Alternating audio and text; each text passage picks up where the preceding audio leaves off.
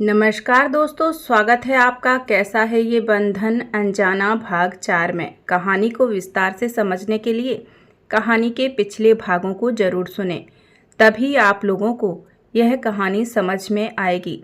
अगर कहानी पसंद आए तो वीडियो को लाइक ज़रूर करें और अभी तक आप लोगों ने हमारे चैनल को सब्सक्राइब नहीं किया है तो सब्सक्राइब करके बेल आइकन को ज़रूर पुश करें ताकि आने वाली हर नई कहानी सबसे पहले आपके पास पहुंचे। तो चलिए दोस्तों, कहानी शुरू करते हैं। जय श्री कृष्ण, राधे राधे। तो दोस्तों, अब तक आपने सुना कि नंदिनी अपने मन ही मन देवखुराना से बदला लेने का संकल्प करती है। तभी दादाजी नंदिनी से कहते हैं, दादाजी बेटा, बस ऐसे ही अपने आप को मजबूत रखना, कभी भी खुद को अकेला और कमज़ोर मत समझना। हम सब तुम्हारे साथ हैं, कभी भी तुम्हें अकेला नहीं छोड़ेंगे। चलो बेटा, और चलकर माता रानी का आशीर्वाद ले लो। माता रानी हमेशा तुम्हारे साथ रहेंगी। दादाजी की बात सुनकर नंदिनी माता रानी को प्रणाम करती है और मन ही मन माता रानी से कहती है, हे माता रानी, मुझे नहीं पता मुझसे आपकी सेवा में ऐसी कौन सी गलती हो गई जो मुझे इतनी बड़ी सज़ा मिली है। शायद यह भी मेरे कर्मों का ही हिसाब होगा, क्योंकि आप तो कभी भी अपने भक्तों के साथ गलत नहीं होने देती। मेरी समझ में यह नहीं आ रहा है कि मैं इस मुश्किल घड़ी का कैसे मुकाबला करूं। माता रानी, आपका आशीर्वाद अगर मेरे साथ है तो मैं बड़ी से बड़ी मुसीबत से भी लड़ सकती हूँ। हे माता रानी, हमेशा मेरे परिवार, मेरे भाई और मुझ पर अपनी कृपा बनाए रखना। हमें हिम्मत देना कि हम उस देवखुराना को मुंह तोड़ जवाब दे सकें। मुझे पूरा यकीन है माता रानी कि आप मेरे साथ और मेरे भाई के साथ कभी भी गलत नहीं होने देंगे। बस अपनी कृपा बनाए रखना, मेरे भाई को मुझसे दूर मत करना, वरना मैं टूट जाऊंगी। इतना कहकर नंदिनी माता रानी के आगे माथा टेकती है। माता से प्रार्थना करते वक्त नंदिनी की आंखों में आंसू बह रहे थे। माता रानी का आशीर्वाद लेकर जैसे ही नंदिनी खड़ी होती है, तभी मोहित नंदिनी के नज़दीक आकर उसकी आंखों से आंसू पोंछते हुए बोला, मोहित दीदी, आप परेशान मत हो। माता रानी ने हमेशा हमारा साथ दिया है, आगे भी देंगी। आप बिल्कुल चिंता मत करो, मैं हमेशा आपके साथ हूँ। मैं कभी भी आपको अकेला नहीं छोड़ सकता। हमें कमज़ोर नहीं होना है दीदी, हमें हिम्मत रखनी होगी और एक दूसरे का सहारा बनकर हर मुसीबत का डटकर सामना करना होगा। लेकिन दीदी, हमें परिवार वालों की सिचुएशन को भी समझना होगा। घर वाले भी सही कह रहे हैं कि शादी तो हो ही गई है। अगर अब हम इस शादी को नहीं मानेंगे तो हमारे परिवार की बहुत बदनामी होगी। और क्या आप यह चाहती हैं कि हमारे पापा का कमाया हुआ नाम और इज्जत हमारी वजह से मिट्टी में मिल जाए? मुझे लगता है कि शायद आप ऐसा नहीं चाहती होंगी, क्योंकि दुनिया में हर चीज़ दोबारा कमाई जा सकती है दीदी, लेकिन अगर इज्जत पर दाग लग जाए तो वह कभी दोबारा नहीं कमाई जा सकती। समाज में ऐसे भी लोग होते हैं जो इसी फिराक में रहते हैं कि उन्हें कोई मौका तो मिले किसी को बदनाम करने का। इसलिए मेरा मानना तो यही है दीदी कि शादी तो हो ही गई है, तो अब हमें इस शादी को स्वीकार कर लेना चाहिए। रही बात देवखुराना के घर पर रहने की, तो जैसा आप चाहेंगे वैसा ही होगा। मैं अपना घर छोड़कर कहीं नहीं जाऊंगा। मैं किसी के घर जमाई बनकर नहीं रहने वाला हूँ। अगर श्वेता मुझसे सच्चा प्यार करती होगी तो वह भी मेरे साथ मेरे घर पर रहने के लिए तैयार हो जाएगी।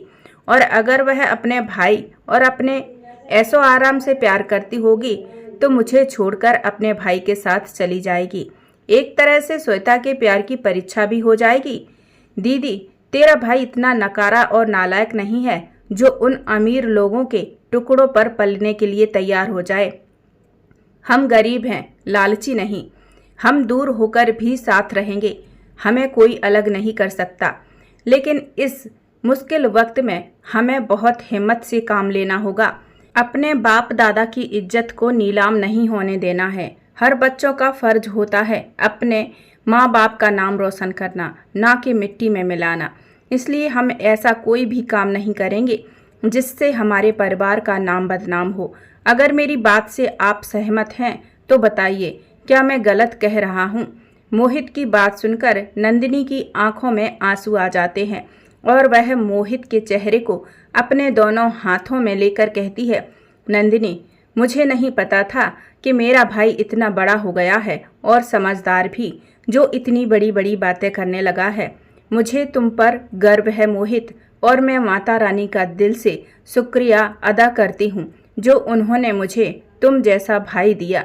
इतना कहकर नंदिनी मोहित को कसकर गले लगा लेती है, फिर उसे खुद से ही अलग करते हुए बोली, तुम बिल्कुल सही कह रहे हो मोहित, हमें मजबूरी में ही सही पर इस शादी को निभाना ही होगा।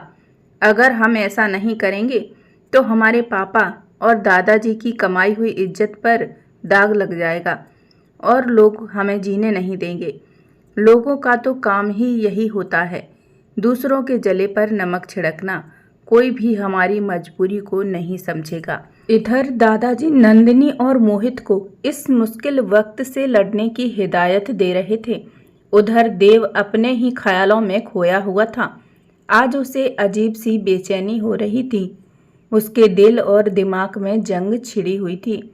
देव की एक खास आदत थी, उसे जब भी ऐसा लगता था कि उसने जाने अनजाने किसी के साथ बहुत बुरा किया है और उसका दिल दिमाग अलग अलग बातें करने लगता, तब वह अपने मरे हुए माता पिता से अपने दिल की बात करके अपना मन हल्का कर लेता था।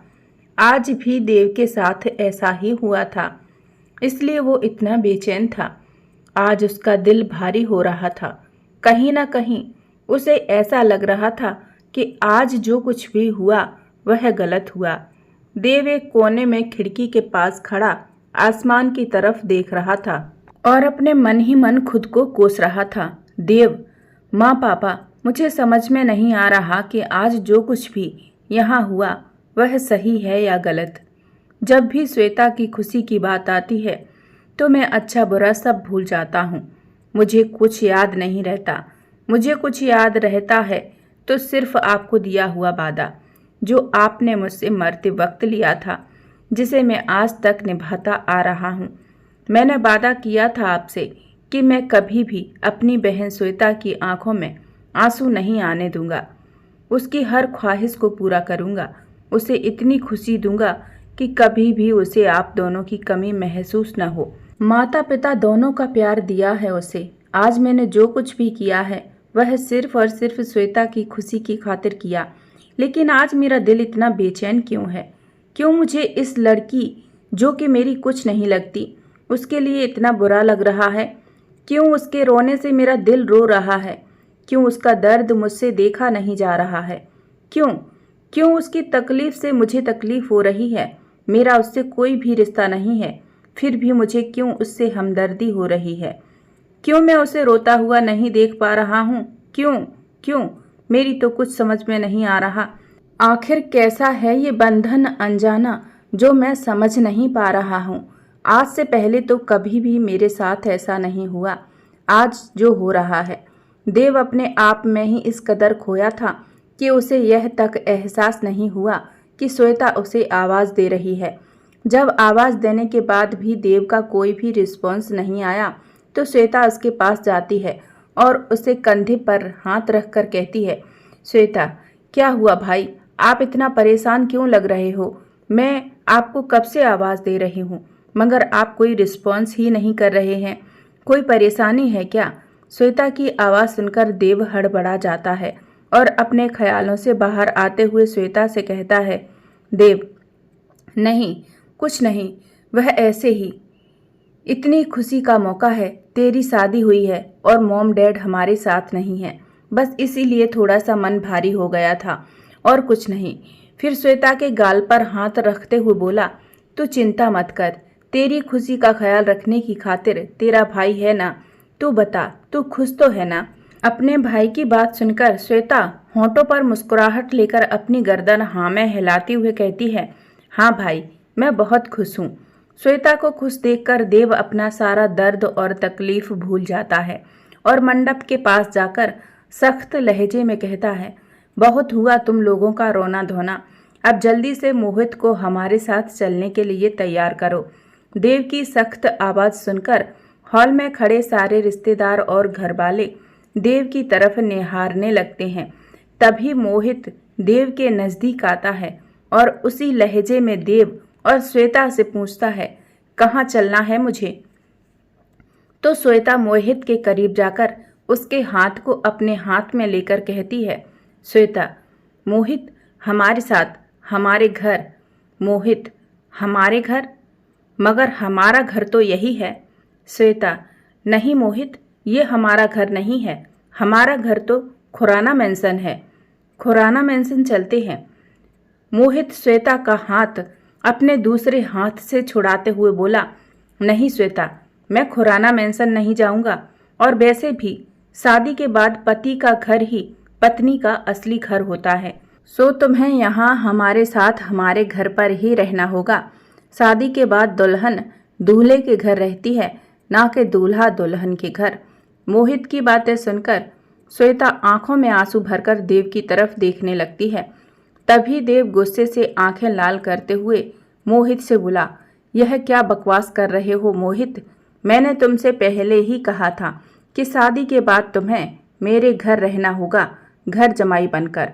मोहित, मगर मैंने तो आपसे कभी नहीं कहा कि मैं आपकी बहन से शादी करूंगा और आपके घर घर जमाई बनकर रहूंगा।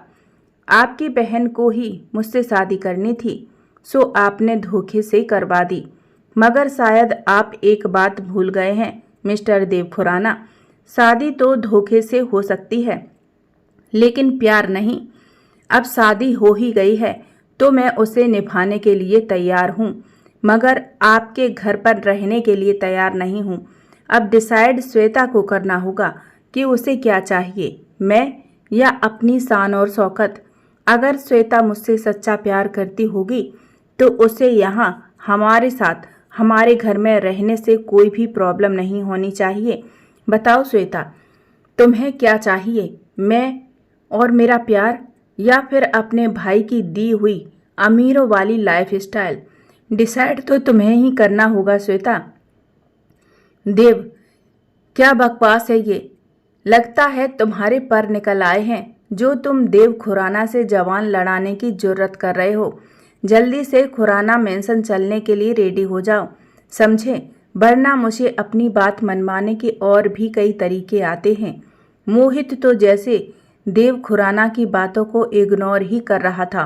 वह तो बस श्वेता को ही देखे जा रहा था कि श्वेता का क्या डिसीजन है, श्वेता क्या डिसीजन लेती है। आखिर उसे भी तो पता चले कि क्या श्वेता सिर्फ अपनी जिद की खातिर मुझसे शादी करना चाहती थी या फिर वह सच में मुझसे बेहद प्यार करती है। नंदिनी चुपचाप पीछे खड़ी सारा तमाशा देख रही थी, क्योंकि आज उसका भाई उसकी ढाल बनकर आगे खड़ा हुआ था, तो उसने अभी बीच में कुछ भी बोलना सही नहीं समझा। श्वेता को समझ में नहीं आ रहा था कि वह क्या डिसीजन ले।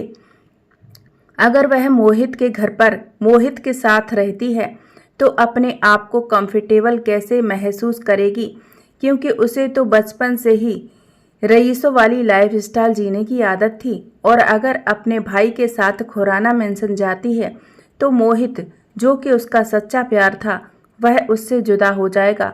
काफ़ी देर तक श्वेता इन्हीं ख्यालों में खोई रही। तभी देव अपने गार्ड से कहता है, देव, खड़े खड़े मेरा मुंह क्या देख रहे हो? तुम लोग जाओ, जाकर मोहित को उठाकर गाड़ी में ले चलो। लगता है इन लोगों को मेरी पावर का अंदाजा नहीं है।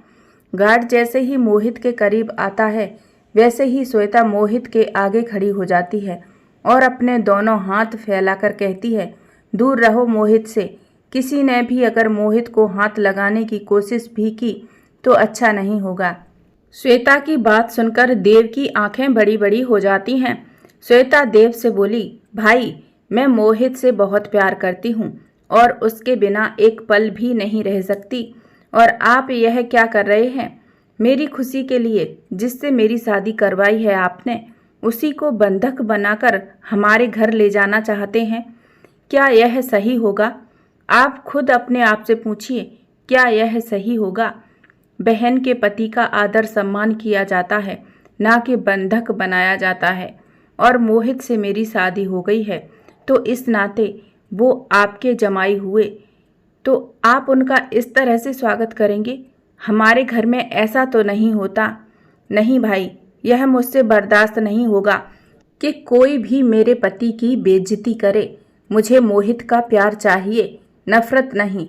और यह बात मैं अच्छी तरह से समझ चुकी हूँ कि प्यार जबरदस्ती हासिल नहीं किया जा सकता। आप मोहित को जबरदस्ती बंदी बनाकर हमारे घर में तो रख सकते हैं, लेकिन मुझे कभी भी मोहित का प्यार नहीं दिला सकते और ना ही मैं कभी खुश रह पाऊंगी। तो आप ही बताइए, क्या आप चाहते हैं कि मोहित को अपने घर में बंदी बनाकर रखना या फिर अपनी बहन को खुश देखना? इसलिए मेरा फैसला यही है कि मैं यहीं मोहित के घर पर मोहित के साथ ही रहूंगी। मुझे सिर्फ और सिर्फ मोहित चाहिए और कुछ नहीं। उसके लिए मैं कोई भी कुर्बानी देने के लिए तैयार हूँ। हर परिस्थिति में गुजारा करने के लिए तैयार हूँ। श्वेता की बात सुनकर जहाँ नंदिनी और नंदिनी के घर परिवार वाले बहुत खुश थे, वहीं देव बहुत ज़्यादा दुखी हो गया।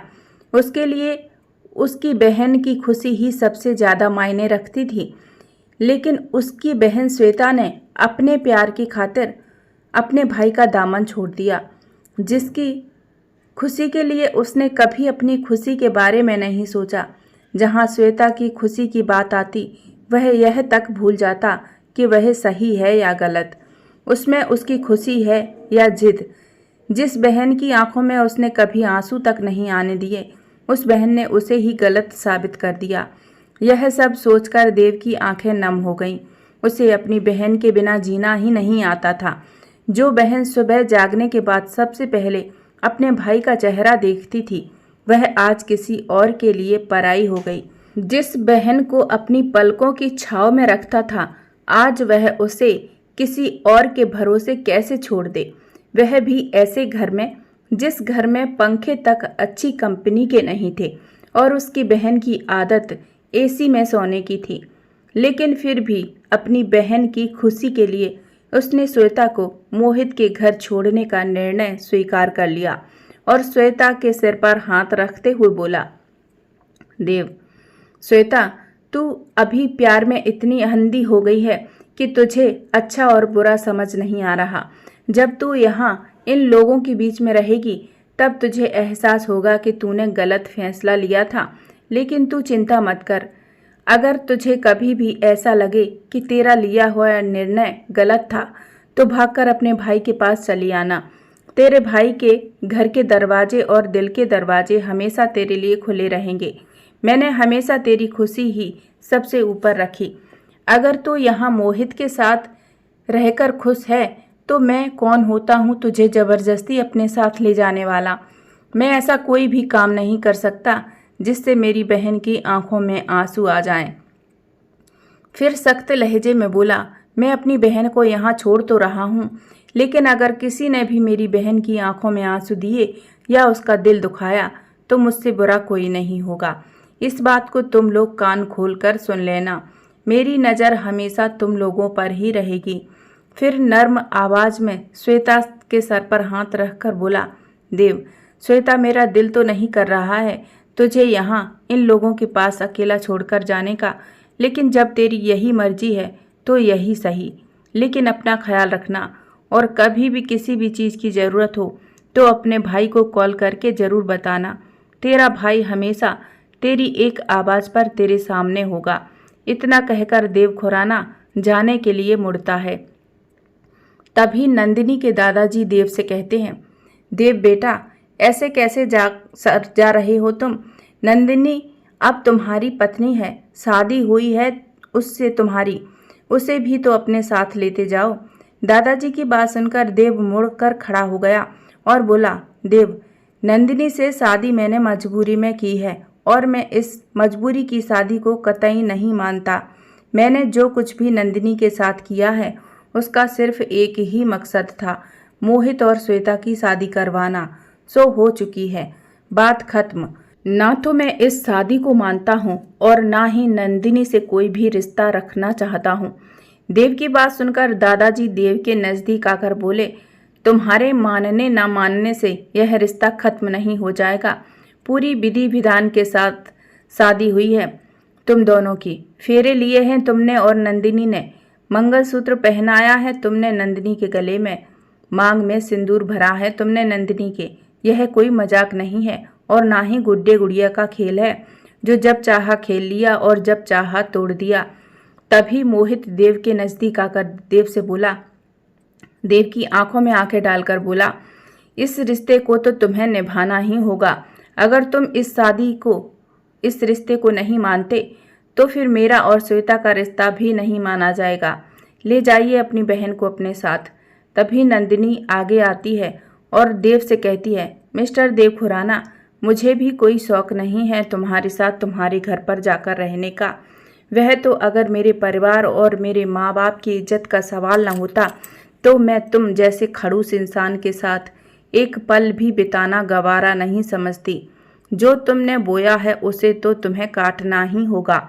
यह तुम्हें उस वक्त सोचना चाहिए था जब तुम धोखे से राकेश की जगह पर बैठे थे। मिस्टर देव खुराना, तुमने क्या समझा था कि मैं कोई सीधी सादी लड़की हूँ जो रो धोकर तुम्हारे किए हुए धोखे को भुला दूंगी। अब मैं भी तुम्हें बताऊंगी कि नंदिनी राजपूत क्या चीज़ है। तुम्हें भी मैंने दिन में तारे ना दिखा दिए तो मेरा नाम भी नंदिनी राजपूत नहीं। नंदिनी की बात सुनकर देव को हंसी आ गई और वह हंसते हुए बोला, वाओ मिस नंदिनी राजपूत, बातें तो तुम बड़ी अच्छी अच्छी कर लेती हो। लगता है फिल्में ज़्यादा देखने लगी हो। यह अपने फिल्मी डायलॉग किसी और के सामने सुनाना।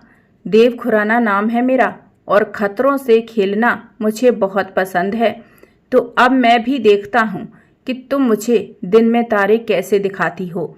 वैसे मैंने सोचा था कि मैं तुमसे कोई मतलब नहीं रखूँगा, लेकिन तुमने फिर से मुझे चैलेंज करने की गलती कर दी जो मैं बिल्कुल भी बर्दाश्त नहीं कर पा रहा हूँ। वैसे तो मैं तुम्हें अपने साथ ले जाना नहीं चाहता था, लेकिन अब जब तुमने मुझे चैलेंज किया है तो मैं भी तुम्हारा चैलेंज एक्सेप्ट करता हूँ। मैं भी तो देखूँ कि तुम सिर्फ बड़ी बड़ी बातें ही करती हो या कुछ करके भी दिखाती हो। तुम शायद अभी मुझे हल्के में ले रही हो मिस नंदिनी राजपूत। तुमने अभी मुझे जाना ही कहाँ है। देव खुराना नाम है मेरा, देव खुराना। मुझे तुम जैसे टेढ़े लोगों को सीधा करने में बहुत मज़ा आता है। देव दादाजी के पास जाता है और कहता है, मैं नंदिनी को अपने साथ ले तो जा रहा हूँ, लेकिन यह मत समझना कि मैं इस शादी के रिश्ते को निभाऊंगा। तभी मोहित देव से कहता है, मिस्टर देव खुराना, यह मत समझना कि मेरी दीदी अकेली है। जिस तरह से तुम्हें अपनी बहन से बहुत प्यार है और उसकी खुशी का ख्याल है, इसी तरह से मुझे भी अपनी दीदी की खुशी का बहुत ख्याल है। और अगर आपने मेरी दीदी को कोई भी परेशानी दी तो यह मत भूलना कि आपकी बहन भी मेरे पास है। इसलिए आप जितना मेरी दीदी को खुश रखोगे उतना ही आपकी बहन खुश रहेगी। मोहित की बात सुनकर देव कोई जवाब नहीं देता और श्वेता की तरफ देखने लगता है। फिर धीमे स्वर में नंदिनी के घर वालों से कहता है, ठीक है, मैं नंदिनी को ले जाने के लिए तैयार हूँ। आप विदाई की तैयारी कीजिए क्योंकि मुझे जल्दी निकलना होगा। मुझे और भी कई सारे काम हैं। देव की बात सुनकर नंदिनी के परिवार वाले नंदिनी की विदाई की तैयारी करने लगते हैं। तो दोस्तों, देखना यह होगा कि कैसा होगा इन दोनों का रिश्ता। कहानी आगे बहुत ही इंटरेस्टिंग होने वाली है, इसे ज़रूर सुनिएगा। अगर कहानी आपको पसंद आए तो वीडियो को लाइक और चैनल को सब्सक्राइब जरूर करिएगा और कमेंट में राधे राधे ज़रूर लिखिएगा। तो मिलते हैं कहानी के अगले भाग में। तब तक के लिए जय श्री कृष्णा, राधे राधे।